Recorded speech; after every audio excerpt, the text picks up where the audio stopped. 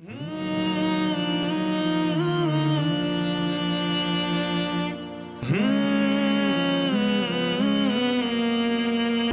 انس بن مالک رضی اللہ عنہ نے کہا، میرے چچا انس بن نضر جنگ بدر میں شریک نہیں ہو سکے۔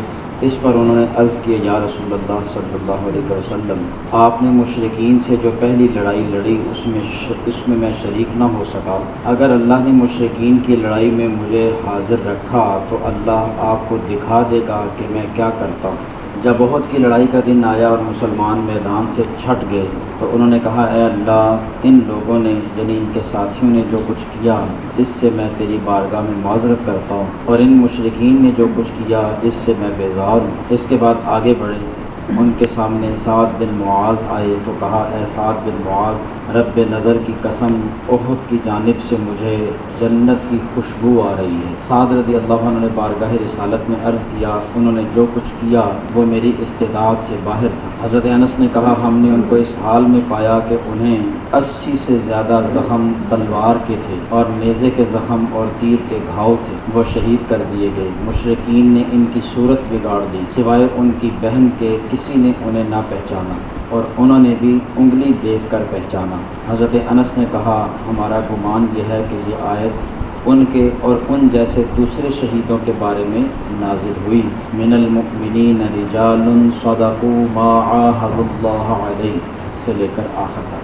ترجمہ، کچھ مومن وہ ہیں جنہوں نے اللہ سے کیا گیا وعدہ سچ کر دکھایا۔ حضرت انس نے کہا، ان کی بہن نے جن کا نام ربی تھا ایک عورت کے اگلے دانت توڑ دیے۔ اس پر رسول اللہ صلی اللہ علیہ وسلم نے قصاص کا حکم دیا تو انس بن نضر نے کہا، یا رسول اللہ صلی اللہ علیہ وسلم، اس ذات کی قسم جس نے آپ کو حق کے ساتھ بھیجا ہے، اس کے دانت نہیں توڑے جائیں گے۔ بعد میں لوگ تاوان یعنی دیت پر راضی ہو گئے اور قصاص چھوڑ دیا۔ اس پر رسول اللہ صلی اللہ علیہ وسلم نے فرمایا، اللہ کے کچھ بندے ایسے ہیں، اگر اللہ کی قسم کھا لیں تو اللہ ان کی قسم ضرور پوری فرماتا۔ حضرت زید بن ثابت رضی اللہ عنہ نے کہا، میں مختلف چیزوں پر لکھے ہوئے قرآن کو ایک مصحف میں لکھنے لگا، میں نے احزاب کی ایک آیت کو نہ پایا جس کو رسول اللہ صلی اللہ علیہ وسلم کو پڑھتے ہوئے سنتا تھا۔ میں نے اسے صرف خزیمہ انصاری رضی اللہ عنہ کے پاس پایا، جن کی تنہا ایک گواہی 2 مردوں کی گواہی کے برابر رسول اللہ صلی اللہ علیہ وسلم نے کی تھی۔ وہ اللہ کا یہ ارشاد ہے، من المؤمنین رجال صدقوا ما عاهدوا اللہ علیہ۔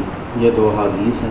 پہلی حدیث مبارکہ میں حضرت انس بن مالک رضی اللہ عنہ کے چچا حضرت انس بن نضر کا واقعہ، وہ غزوہ بدر میں شریک نہ ہو سکے کیونکہ غزوہ بدر اچانک رونما ہوا۔ آپ صلی اللہ علیہ وسلم اپنے چند صحابہ کے ہمراہ گشت پر تھے، جو مدینہ شہر کی باؤنڈری سرحد تھی اس پر گشت کر رہے تھے، حالات کا جائزہ لے رہے تھے۔ تو ایسے حالات میں ابو سفیان اپنے چند رفقا کے ہمراہ شام سے مکہ کی طرف جا رہا تھا، تو صحابہ کرام علیہم رضوان کے اس گشت کی اس کو خبر ملی، کسی نے مخبری کی یا بتایا، تو ابو سفیان نے مکہ خبر پہنچا دی کسی جاسوس کے ذریعے یا اپنے ایک ساتھی کے ہمراہ کے ذریعے جو دوسرے راستے سے مکہ پہنچا کہ آپ کا سامان لٹ رہا ہے اور آپ کے بندے قتل ہو رہے ہیں، لہٰذا جلد از جلد پہنچو مدد کے لیے۔ تو آپ صلی اللہ علیہ وسلم کو بھی خبر مل گئی کہ اس طرح کفار مکہ جو ہیں وہ لڑنے کے لیے، جنگ کے لیے روانہ ہو چکے ہیں۔ آپ صلی اللہ علیہ وسلم نے بھی کوئی زیادہ اہتمام نہیں کیا، چند ایک صحابہ کرام علیہم رضوان جو فوری طور پہ دستیاب تھے ان کو لے کر میدان بدر کی طرف روانہ ہو گئے۔ لیکن اللہ تبارک و تعالیٰ نے مسلمانوں کے اعلیٰ جذبے، کامل جذبے کے پیش نظر غیبی مدد اتار کر مشرکین کو شکست اور مسلمانوں کو فتح عطا فرمائی۔ تو یہ انس بن نضر محروم رہ گئے غزوہ بدر میں شامل ہونے سے۔ تو یہ کہا کرتے تھے آپ صلی اللہ علیہ وسلم کی بارگاہ میں کہ یا رسول اللہ، اگر مشرکین دوبارہ میدان جنگ میں اترے تو پھر آپ دیکھیں گے کہ میں اپنی بہادری کے کیسے جوہر دکھاتا ہوں۔ تو پھر غزوہ احد کا دن آ گیا، یہ غزوہ احد میں شریک تھے، تو چونکہ غزوہ احد میں مسلمانوں کو خاطر خواہ کامیابی نہ ملی، ابتدائی طور پہ مسلمانوں کو کسی حد تک شکست کا سامنا کرنا پڑا۔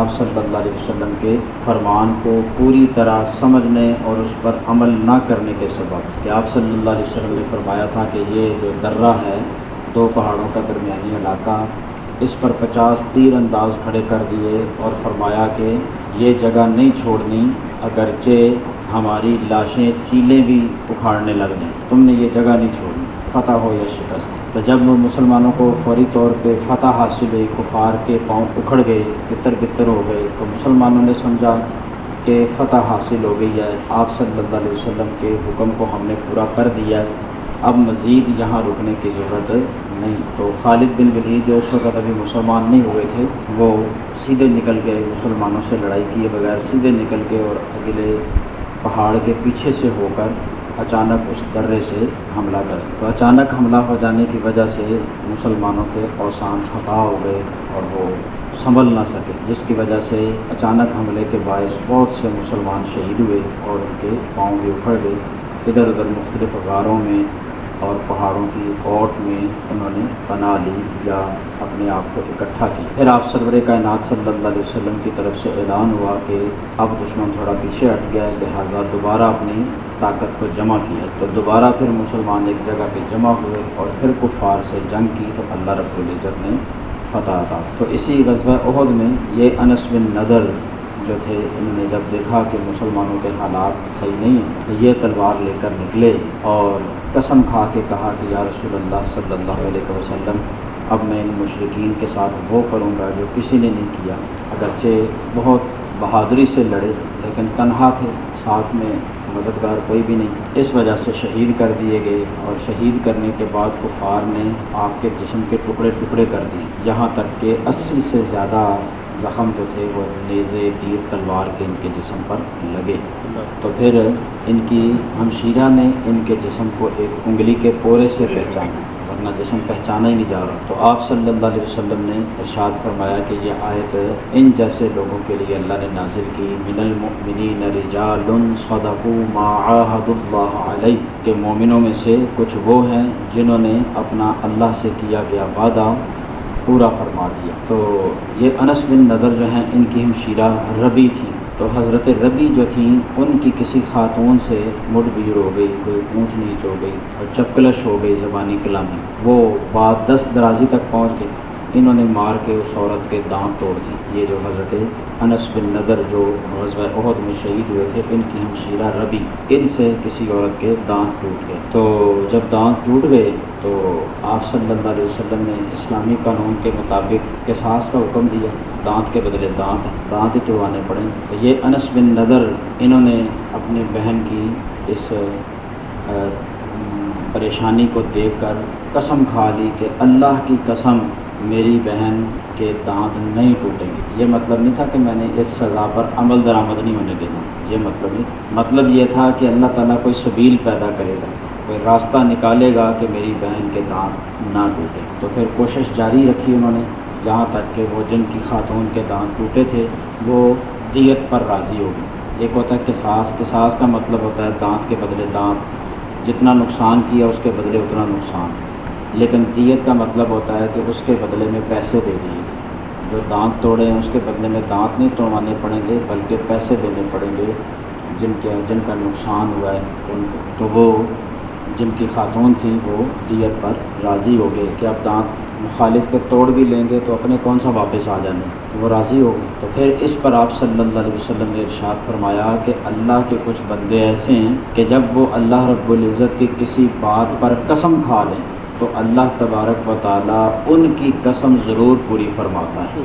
اس سے کیا ثابت ہوا؟ اس سے ثابت ہوا کہ اللہ تبارک و تعالیٰ کی بارگاہ میں کچھ لوگوں کا مقام و مرتبہ ایسا ہوتا ہے کہ اللہ تبارک و تعالیٰ ان کے قول کی لاج رکھتا ہے۔ انہوں نے اللہ کی بارگاہ میں قربانیاں ایسی پیش کی ہوتی ہیں، مجاہدے ایسے کیے ہوتے ہیں کہ اللہ تبارک و تعالیٰ ان کی کہی ہوئی بات کی لاج رکھتا ہے۔ لیکن کسی صورت بھی یہ ذہن میں نہیں آنا چاہیے کہ اللہ کو رکھنی پڑتی ہے، یہ مجبوری کے معنی میں آتا ہے کہ کچھ بندے ایسے ہیں جن کے کہنے پر اللہ کو یہ کرنا پڑتا ہے، پڑتا نہیں، کیونکہ اس میں مجبوری کا عنصر پایا جاتا ہے کہ اللہ کو کرنا پڑتا ہے، پڑتا کچھ نہیں، اللہ مجبور نہیں ہو سکتا، نہ کوئی اللہ کو مجبور کر سکتا۔ جس پہ اللہ رب العزت رحم فرماتا ہے، فضل فرماتا ہے، اپنی رضا سے فرماتا ہے، اپنی مرضی سے فرماتا ہے، اللہ کو کوئی بڑی سے بڑی طاقت مجبور نہیں کر سکتی کہ اللہ کسی کے کہنے کی وجہ سے مجبور ہو گیا، مجبور نہیں ہو سکتا۔ جو مجبور ہوتا ہے وہ رب ہونے کے لائق ہی نہیں۔ جس پر اللہ رب العزت کرم فرماتا ہے، جس کی بات کی لاج رکھتا ہے، جس کے کہے ہوئے کو اللہ رب العزت ٹالتا نہیں ہے، وہ اللہ رب العزت اپنی مرضی سے ہی کرتا ہے۔ کسی کا کوئی عمل، کسی کی کوئی حیثیت اللہ تعالیٰ کو کسی کام کے کرنے پر مجبور ہرگز نہیں کر سکتا۔ اللہ رب العزت ہمیں احادیث کریمہ پڑھنے کی توفیق عطا فرمائے۔